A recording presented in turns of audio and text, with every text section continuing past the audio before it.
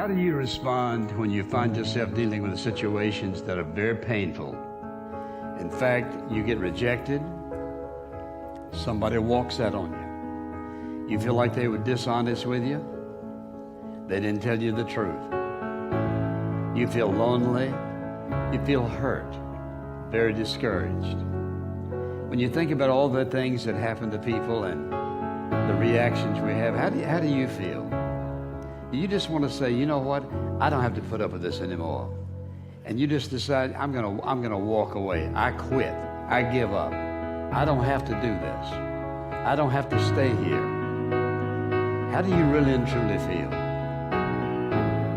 Discouragement is so bold that it will even hide behind a smile and tell you life is not worth living. If you listen at discouragement, it will cause you to make bad decisions. It will cause you to think that life is not worth living. And secretly, behind the facade of a smile and a good morning and a praise the Lord and a how are you, you will wonder if you're ever going to get out of what you're into. And if you're in the process right now, giving up on your marriage, giving up on your job, giving up on your children, giving up on your financial situation, whatever the situation may be, before you give up, you stop and ask yourself the question, does this fit who I am? And this message is all about, listen, it's all about keeping on, keeping on. And that is to have the courage to keep on keeping on. And if you will listen carefully and apply these points that I'm going to lay out before you, you don't have to give up and quit. There is an answer and a solution to what God wants to do in your life at this point, no matter what it is. It happens to everybody. Here's the other thing, is you look at your goals and look at your dreams. When you're going through some stuff, when things go wrong, don't go with them. When things go wrong, don't go with them. When you're working on a business deal, you're counting on some money. Someone said you will get the loan and it falls through.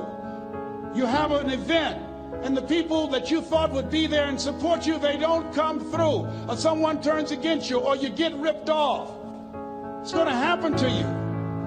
It happened to me. Someone stole all my products. My database, over 180,000 names and addresses. It's not personal. It's going to happen to everybody. It does. 8 out of 10 millionaires have been financially bankrupt. Walt Disney had 7. He filed bankruptcy 7 times and had 2 nervous breakdowns. It's called life. But I got a saying, when life knocks you down, try and land on your back, because if you can look up, you can get up. You've got the power in you to do that. You've got something special. You've got comeback power. Take ownership for your life. Nobody can live your dream for you but you. Nobody's going to take care of your business like you. Stop coming up with excuses. Don't give yourself permission to continue to live a small life. You can't fit a big dream into a small life. Give yourself permission to go for it, to test yourself, to challenge yourself, to live full. I like the saying, always strive to get on top in life, because it's the bottom that's overcrowded. There's something in you that tells you this is not it for you. You have not peaked here. There's more in you that you are expressing. Eye has not seen, ear has not heard, nor has entered the heart of mankind what's in store for you if you challenge yourself, if you persist and persevere, if you take ownership for your life. George Bernard Shaw said the people that make it in this life, they look around for the circumstances that they want, and if they can't find them, they create them. Create what you want. You have the power in you to do even more than you can ever begin to imagine, to control your destiny, to make a difference in our children, to make a difference on the planet, to make an impact. Let us say together, it's me. Let us say together, it's hard. Yes, it's hard, and we will do it hard. And once we do it hard and we go through it, we realize it was worth it. And once you discover it was worth it, It is done.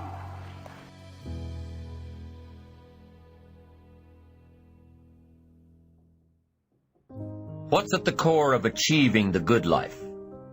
The major key to the good life.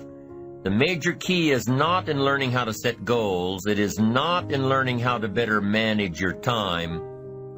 It is not in mastering the attributes of leadership. Every day in 1,000 different ways, we are trying to improve ourselves by learning how to do things.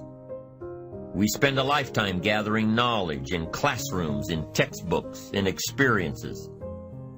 Now, if knowledge is power, if knowledge is the forerunner to success, then why do we fall short of our objectives?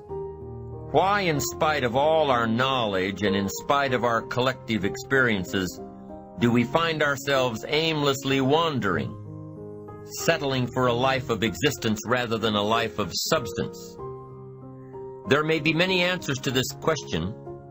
Your answers may be different than your associates or your spouses or your friends. While there may be many answers to this question, the fundamental answer is the absence of discipline. Applying all that we know. That's the key word, discipline. Self-discipline. We might add one more word here, consistent. Consistent self-discipline. It doesn't really matter how smart you are or how much you know if you don't use it. It doesn't really matter that you graduated magna cum laude if you're stuck in a low-paying job. It doesn't really matter if you attended every seminar that comes to town if you don't apply what you've learned. Better than knowledge is applied knowledge. And once we've applied our knowledge, we must study the results of that process. Apply our knowledge, study the results. Refine our approach. Finally, by trying and observing and refining and trying again, our knowledge will inevitably produce worthy results, admirable results. And with the joy and results of our efforts, we continue to apply, to learn, to observe, to fuel our ambition with the positive reinforcement of continued progress. Pretty soon, we'll find that we're swept into a spiral of achievement, a vertical rise to success. And the ecstasy of that total experience makes for a life of triumph over tragedy, dullness, and mediocrity. But for this whole process to work for us, we must first master the art of discipline, self-discipline, consistent self-discipline. Now, when you decide to act, you're going to have some people like that. We're no longer friends. I lost sleep over that, ladies and gentlemen. I said, I can't believe that. I remember sitting up one night looking at the phone. I said, I got to call him. He said, no. Then I said, no, forget that. I called, man, look here, we've been knowing each other too long to allow this to come between us. He said, don't call me anymore, and hung up. And then I wanted to think about what can I do to make it up to him? And then something came to me, Les, what do you have to prove?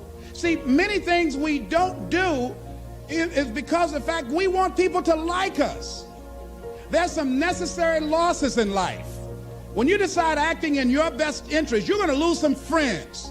Everybody's not going to approve of you. There's some people that won't like you. Who do you think you are? You're arrogant. What do you think you can do? You think you can get away with that? You're selfish. Thanks, I got that. It's my life. And so what I'm saying to you is that as you begin to look out on your life, this is challenging. This is not easy acting. So what are the things that we can begin to do to harness our will? Number one, you've got to bring it out and look at it. You've got to take the power out of it. You've got to expose it to the truth. And the truth is that it has no power over you. So write down something you want to act on, but for some reason that you've been holding back, and look at it. The next thing is, ask yourself the question, is it helping you to continue to put it off? If it's an asset for you to continue to procrastinate, then continue to do that. But if it's a liability for you, if it's causing you some mental and some emotional challenges, or perhaps a financial problem, look at that. Examine that for what it is. Next step, Ask yourself, what's blocking you? What's preventing you from acting? Why don't you have the courage to handle that? Why won't you face that? What are you running away from? What kind of avoidance behavior are you engaged in? Next is, what is the worst thing that can happen when you take action? So I looked at that. And I said, what's the worst thing can happen when I tell him this? He can say, I don't like you. And he did. Now what happened? I experienced that. I looked at that. I saw that. And guess what, ladies and gentlemen? I didn't die. My feelings were hurt a little bit. I lost some sleep about it. And sometimes I think about it when I drive past his house. But I'm still here. It's uncomfortable. But it's okay. It doesn't bother me anymore. I've gotten used to it now. So what is the worst thing that can happen? I want you to visualize that, experience that, feel the nervousness and the discomfort. And the more you run it in your mind, the less power that it will have. If you think about what makes up who we are. So obviously there's genetics. There's our genetic makeup, so our predisposition, our propensities. And that makes up a percentage of how we see the world and how we show up. But then the rest of it, we're trained on. So we're trained to see the world a certain way. So there are certain people that have something called a negativity bias. And a negativity bias is nothing more than they see the negative first. It's not that they don't see the positive, but they see the negative first. There's other people who see positive first. They have a positivity bias and they see that first. And the truth is, in almost every situation, in every circumstance, there's both. You can train somebody to recognize that there's always both, just like every inside has an outside, every one side of a coin has another side of a coin, every up has a down. That's called the law of polarity. And in the universe that we live in, there is that law of polarity. And so you can teach somebody, say, okay, if your propensity, if the way you naturally are is negativity biased first, great, be aware of that, then flip over. We call it flip the switch. So if one side of your brain is going negativity first, great, learn to flip the switch. Go, great, what's the positive side of that? That's a skill you can learn no differently than playing tennis or chess or music.